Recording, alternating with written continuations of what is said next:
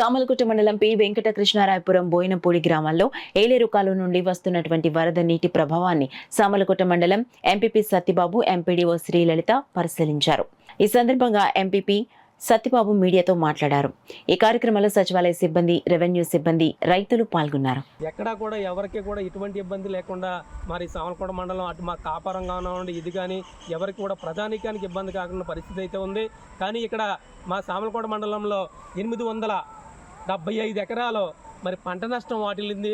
మరి గౌరవ ముఖ్యమంత్రి గారు కూడా ఈరోజు ఎవరైతే పంట నష్టాన్ని బారిన పడ్డారో ప్రతి రైతు కూడా ఎకరానికి 10,000 మరి పంట నష్టంగా మరి బీమా అందజేస్తామని చెప్పేసి మరి ప్రభుత్వం ఒక సమయం నిర్దేశించి ఈ నెల 17వ తారీఖు లోపే ఆ 10,000 రూపాయలు కూడా రైతుల అకౌంట్ పడేలాగా చర్యలు తీసుకుంటామని మరి ఇవాళ సీఎం గారు చెప్తా ఉన్నారు. అదేవిధంగా మరి ఎక్కడైతే ఈ పంట నష్టం జరిగిందో ఈ మండలంలో అందరికీ కూడా ఎవరికి కూడా క్రమం తప్పకుండా ఇవ్వాలని నేను మనస్ఫూర్తిగా కోరుకుంటా ఉన్నామండి. ఎందుకంటే రైతులు మరి పంటలో వేసుకునే సమయంలోనే గత ప్రభుత్వాలు మరి 13,500 రూపాయలు ఇచ్చేయి. మరి ఈ కూటమి ప్రభుత్వం కూడా 20,000 రూపాయలు రైతుకు సహాయం చేస్తామని అన్నారు. ఆ రైతుకు సహాయం చేసే తరుణంలో మరి ఈరోజు వచ్చి మరి వరదలు కూడా ముంచెత్తున్న సమయంలో ప్రతి రైతుకు కూడా ఈ 10,000 రూపాయలు కూడా అందాలి.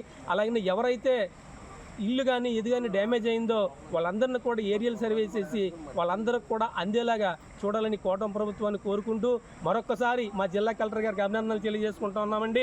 ఎందుకంటే ఏలేరు రిజర్వాయర్ ఏదైతే ఉందో ముందస్తు జాగ్రత్త చర్యలుగా తీసుకుని మరి అంచెలంచెలుగా ఆ ఇన్పుల్ని తగ్గించుకుని అవుట్పుల్ పంపించి ఈరోజు మరి జిల్లానే కాకుండా మరి పరిసర ప్రాంతాలను కూడా మరి వరదంతా కూడా ఆధీనంలో తీసుకున్నందుకు మరి అధికార యంత్రాంగానికి అభినందనలు తెలియజేసుకుంటా ఉన్నామండి. ఇట్లు సామలకోట ఎంపీపీ మీ బొబ్బరాడు సత్యబాబు. Thank you.